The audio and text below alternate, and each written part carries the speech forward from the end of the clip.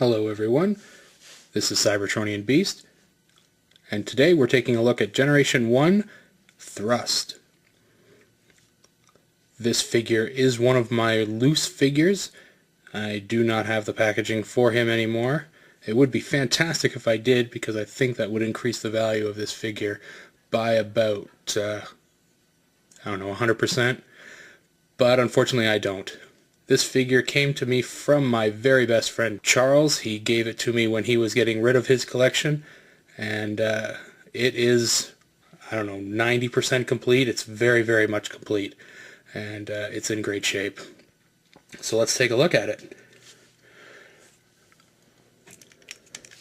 First things we want to do is we want to take a look at the top here. It does have the rub symbol. My hands are always nice and hot, so you can definitely get the look of the rub symbol there. See here, just take a look with the rub symbol, and there it goes. Decepticon. The giant Decepticon symbols on the wings, though, may have given it away. And yeah, let's see here. Thrust did come with two separate types of missiles. He does have these long missiles, and he did have short little missiles, which unfortunately I don't have. So that adds to its non-completeness. I think that is the only thing I don't have for this figure, are the short missiles. But there is a little trademark stamp right there. It does say 1986 on it. 1985. I think it says 85. 88.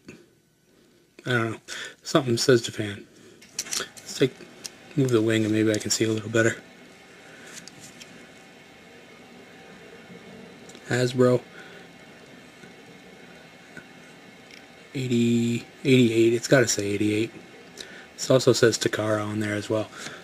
So yeah. This is an original. It's not a fake. One of the main things that was lost on these Seeker jets were the landing gear. Very easily lost.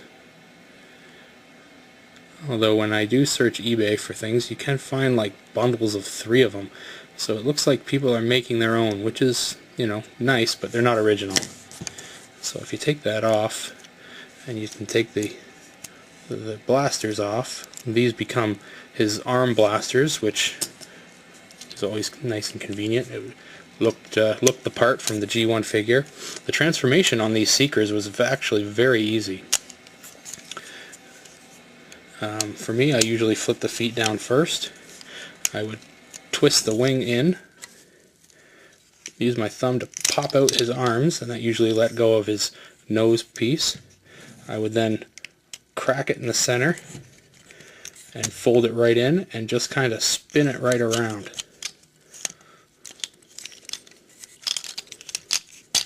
There it goes. And his arms just kind of flop around, but they just kind of fold out to the sides like that. And then I just grab a hold of the top here, and I pull the head up.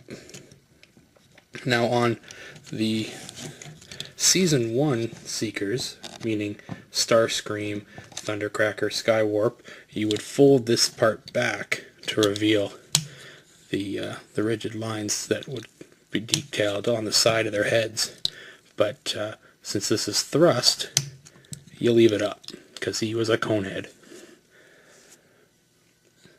Now, another add-on piece that was easily lost were the gloves. Each one of these Seekers, including the first ones, came with gloves, so you had to put them on after the fact. And there he's got his hands. You can now flip his wings up. They didn't really come up to the size, or the sides that you regularly wanted. You usually would have them up here, but unfortunately with his wings they do stay down here. I've seen people put them in his arms.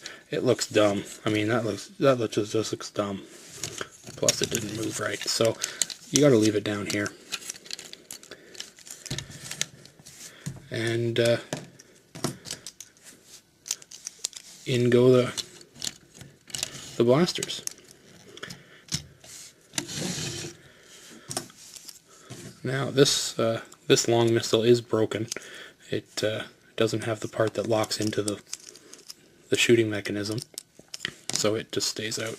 But I'll put it in here anyway, and it'll look the part. And there he is. He's fully transformed now. There's G1 thrust.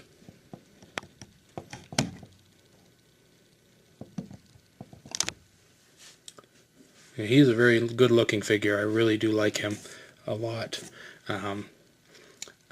The Generations of the Generations series recently did do a remake of Thrust, and it looks good. It does look good. It's not exactly like the G1 Thrust. Obviously, it does get rid of a lot of the add-on pieces that were easily lost, like the landing gear and the mitts, but it's a good-looking figure. The Seekers were basically all the same. You could, if you transformed one Seeker, you transformed them all. So it's generally the color paint, the color scheme, and the molding of the wings that generally differed them. But Thrust is a good-looking figure, and I really do like him, and I'm very thankful to my friend for giving him to me. It's a great-looking piece in my collection. So anyway, if you guys have any questions, feel free to ask me here on this channel. You can also follow me on Twitter at CybertronBeast. Don't forget to check out my Facebook page. Just search Cybertronian Beast. And you can also look me up on Reddit. I'm on there as well, Cybertronian Beast. I'm everywhere, so if you really want to get in touch with me, there's no shortage of ways. You can definitely find me if you really want to. Anyway, this is Cybertronian Beast, saying talk to you later.